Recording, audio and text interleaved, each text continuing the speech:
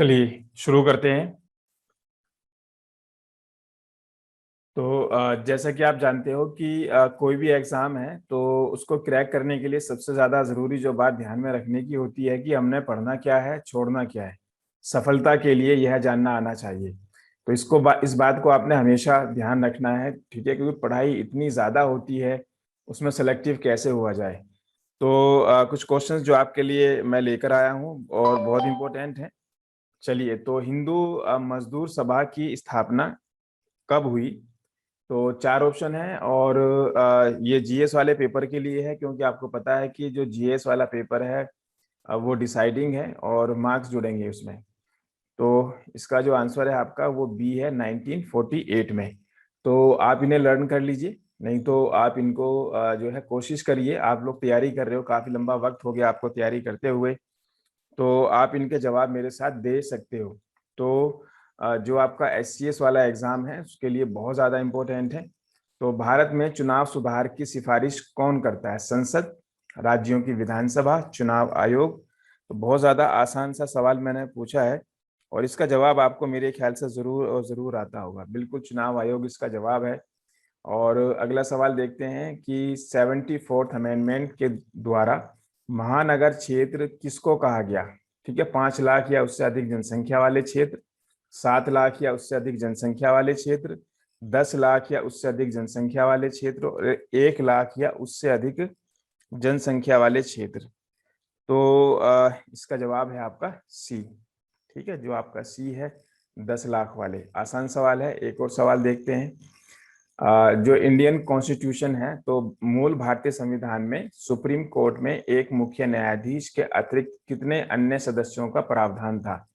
जो ओरिजिनल आपका कॉन्स्टिट्यूशन था उसकी बात है, ठीक है? अभी तो आपको पता है कि मेरे ख्याल से 34 है, लेकिन जब ओरिजिनल कॉन्स्टिट्यूशन था उस वक्त कितने न्यायाधीश थे सुप्रीम कोर्ट में मुख्य न्यायाधीश के अलावा? तो इम्पोर्टेंट क्वेश्चन है। और 7, 11, 22 और 25, तो इसका जवाब है आपका ए 7 थे। अगला क्वेश्चन देखते हैं कि निम्नलिखित राजनीतिक दलों को उनके गठन के वर्ष के अनुसार सुमेलित कीजिए। अच्छा सवाल है। और जैसे आपका है कम्युनिस्ट पार्टी है, इंडियन नेशनल कांग्रेस है, भारतीय जनता पार्टी है और आपकी भारतीय कम्युनिस्ट पार्टी मार्क्सवादी। तो इसका जो जवाब होना चाहिए, तो इसको मैं सीधे सीधे यहाँ पर आंसर बता रहा हूँ जिससे कि आपका टाइम कम लगे और उसको आप लर्न भी कर लो। तो कम्युनिस्ट पार्टी आपकी 1924 और कांग्रेस 1885 और जो आपकी बीजेपी है यहाँ पर वो 1980 और इसके अलावा भारतीय मार्क्सवादी कम्युनिस्ट पार्टी 1964। तो सी जवाब आएगा इसका। चलिए आगे बढ़ते हैं। और राष्ट्रपति के चुनाव के लिए प्रस्तावक और अनुमोदकों की कम से कम संख्या होनी चाहिए, कितनी होनी चाहिए, ये सवाल है इसमें। और 10-10, 20-20, 50-50 और 100-100। ठीक है, प्रस्तावक और अनुमोदक। तो इसका जवाब है आपका सी 50-50।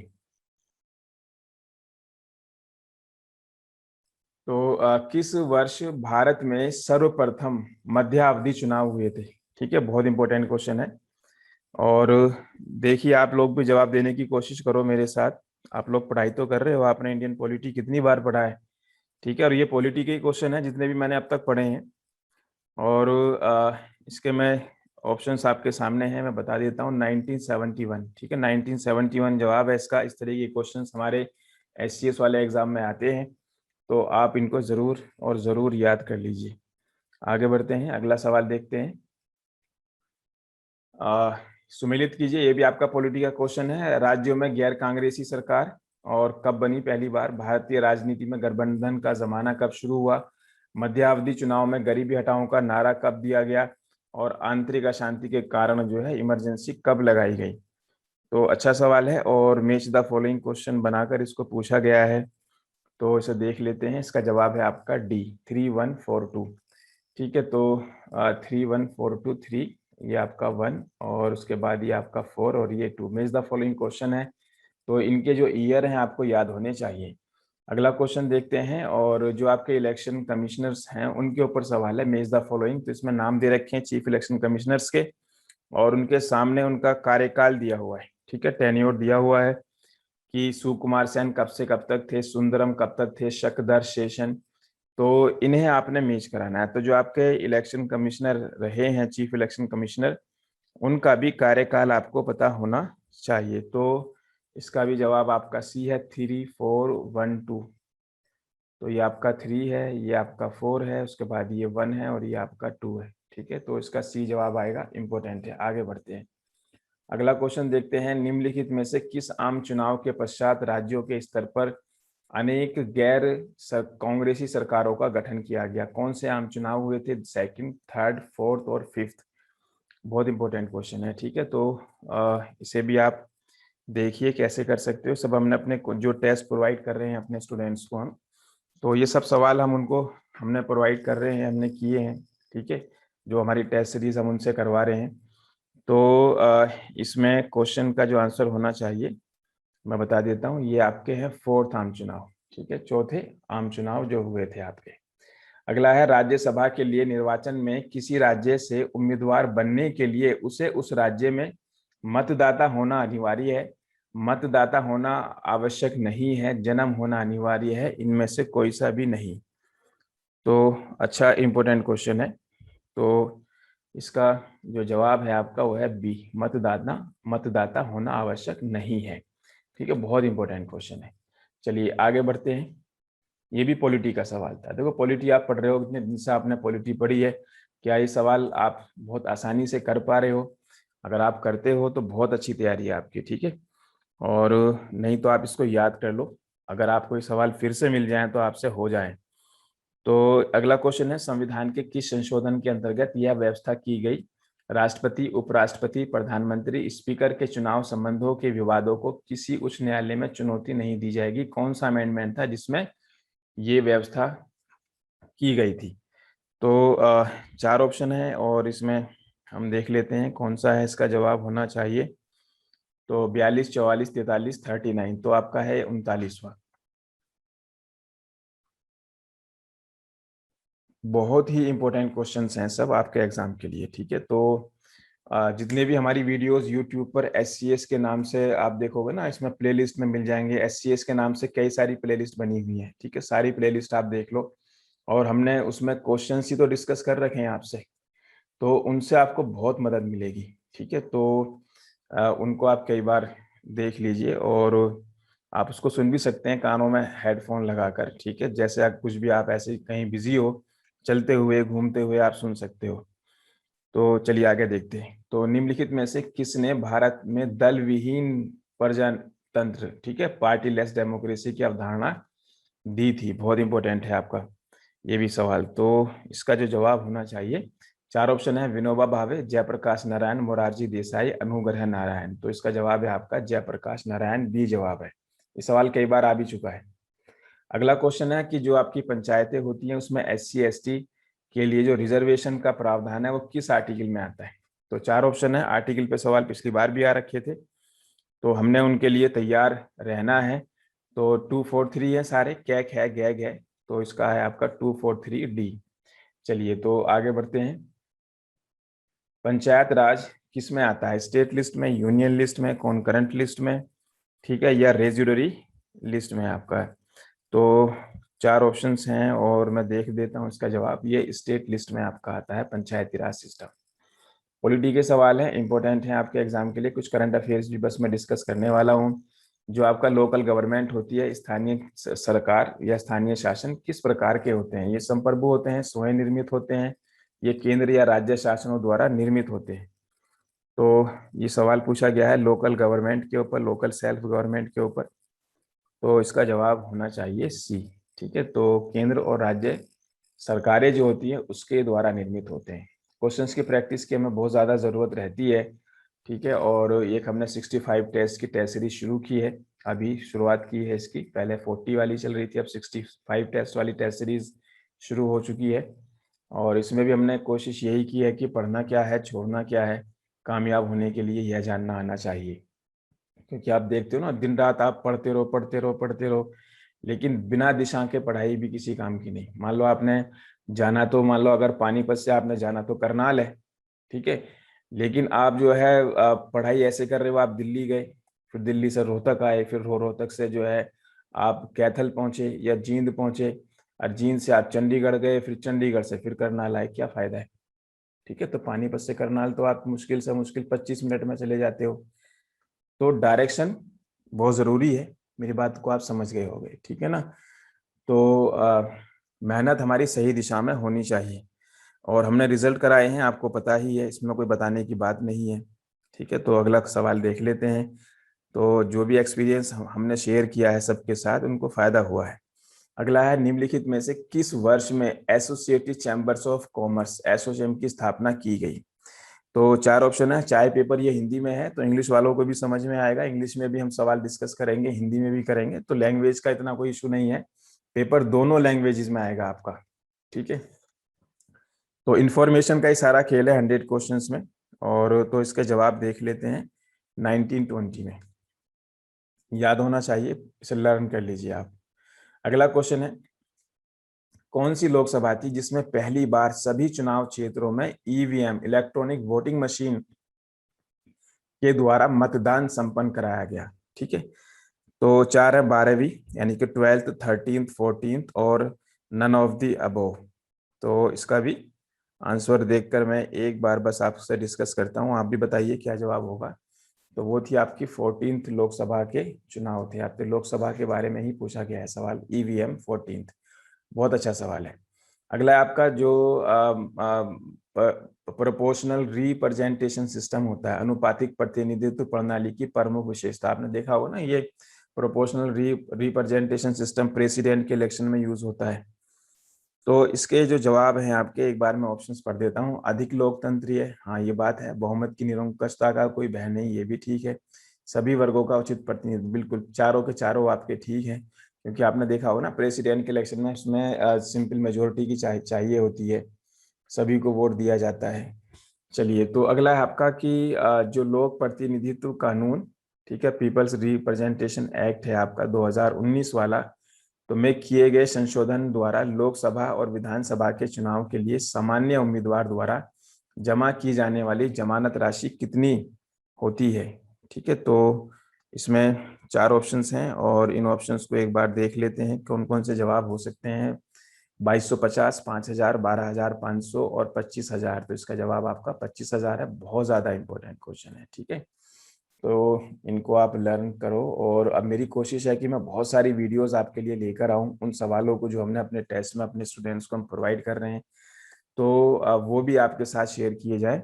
लेकिन यहाँ पर मैं आपसे एक बात और बता रहा हूँ, जितने भी हमारे लेक्चर्स इसमें हैं, क्वेश्चंस डले हुए हैं जीएस वाले सेक्शन में, एससीएस के लिए, उन वीडियोस को आप जरूर देख लो, आपकी बहुत मदद हो सकती है। उसके बाद है, निम्नलिखित में से किसने सबसे पहले मतदाताओं को परिचय पत्र प्रदान करने की सिफारिश की?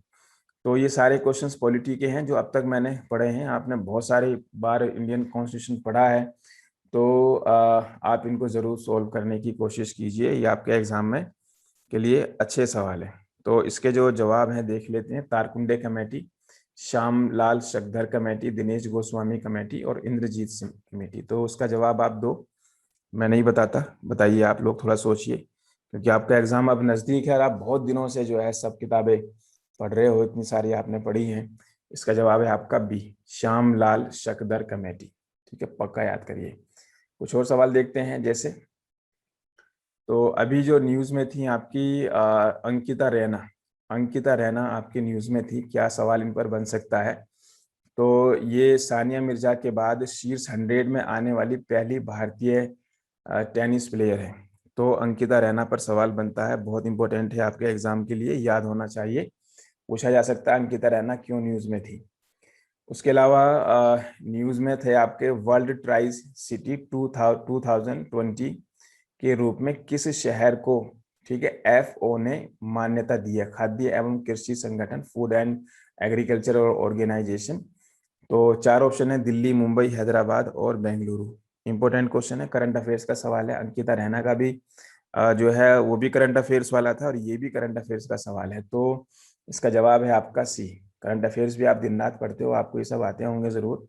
इस बार का ऑस्ट्रेलियन ओपन किसने जीता है? 2021 का महिला वीमेन सिंगल पर सवाल पूछा गया है, और इसमें आपके चार ऑप्शन है, Sofia Kenin, Victoria Azarenka, Jain ब्रेडी और नाओमी ओसाका। तो आपके करंट अफेयर्स का भी टेस्ट है कि आप कितना करंट अफेयर्स पढ़ते हो। वैसे तो आजकल लोग यूट्यूब पर लगे रहते हैं, करंट अफेयर्स की दुकान सी खुल जाती है सवेरे सवेरे, और बहुत सारे लोग सिर्फ करंट अफेयर्स की बात कर रहे होते हैं। ठीक है, तो एक चीज मैं आपको यहाँ पर बता देता हूँ, जो आपका एससीएस वाला एग्जाम है 15 से 20 सवाल के आसपास आने की उम्मीद होती है। ठीक है, तो ये यूपीएससी का एग्जाम नहीं है, इस चीज का आप ध्यान रखना कि आपका ज्यादा वक्त करंट अफेयर्स में ही ना चला जाए। तो जो हम करवा रहे हैं, जो हम करवाते हैं अपनी क्लासेस में, तो वही करने की जरूरत रहती है। ठीक है, तो यूपीएससी सारा ही करंट अफेयर्स होता है ऑलमोस्ट, जिस तरीके का पेपर आता है वो एक अलग चीज है। अगला जो सवाल है आपका, ये आपका मेल सिंगल है आपका ऑस्ट्रेलियन ओपन पुरुष एकल खिताब, तो ये जीता है नोवाक जोकोविच ने 2021 का। और ये आपके जो ग्रैंड स्लैम टूर्नामेंट है हमेशा इंपॉर्टेंट रहते हैं। न्यूज में रहे हैं आपके इसमें देवांश शर्मा इंपॉर्टेंट रहे हैं। और जो आपकी साइबर क्राइम होते हैं, साइबर धोखाधड़ी होती है, तो उसकी जागरूकता अभियान के लिए आरबीआई ने इनको नियुक्त किया है। बहुत इंपॉर्टेंट क्वेश्चन है। आपको पता है साइबर क्राइम के अपराध कितने बढ़ रहे हैं, आपके क्रेडिट कार्ड से पैसे चले जाते हैं, और भी कई सारे फोन आपके पास ऐसे नकली फोन आते हैं, तो जो कहते हैं जी हम बैंक से बोल रहे हैं। तो बड़े होशियारी से आप लोगों ने बात करनी है। अब उसके बाद है आपका पुदुचेरी के मुख्यमंत्री भी न्यूज में थे, और जिन्हें हाल ही में विश्वास मत हार गए थे आपका। ठीक है, ये आपका कॉन्फिडेंस मोशन को हार गए हैं। तो ये सवाल पूछा जा सकता है कि कौन से स्टेट के मुख्यमंत्री जो है विश्वास मत हारे और हारने के बाद इस्तीफा दे दिया, और उनका नाम क्या था, ये सवाल पूछा जा सकता है। बहुत ज्यादा इंपॉर्टेंट है ये भी। तो इसका डी जवाब है आपका वी नारायण स्वामी नाम था उनका। आगे बढ़ते हैं। भारतीय सेना के नए सैन्य संचालक महानिदेशक डीजीएमओ के रूप में किसे नियुक्त किया गया है, तो ये भी आपका इम्पोर्टेंट है, और देख लेते हैं इसे। इसका जवाब होगा आपका बी एस राजू। ठीक है, तो बी एस राजू इम्पोर्टेंट है। कौन है ये? आपके डीजीएमओ बने हैं, नए सैन्य संचालक भारतीय सेना में। और उसके बाद है आपका Dada Saheb Phalke international film festival 2021 में किसे जो है बेस्ट एक्टर का अवार्ड दिया गया है, तो वो आपके अक्षय कुमार है, इनको दिया गया है। इंपॉर्टेंट है, करंट अफेयर्स का सवाल है। सवाल तो आपको सभी को आता होगा, मोटेरा स्टेडियम, ठीक है ना, बहुत इंपॉर्टेंट है।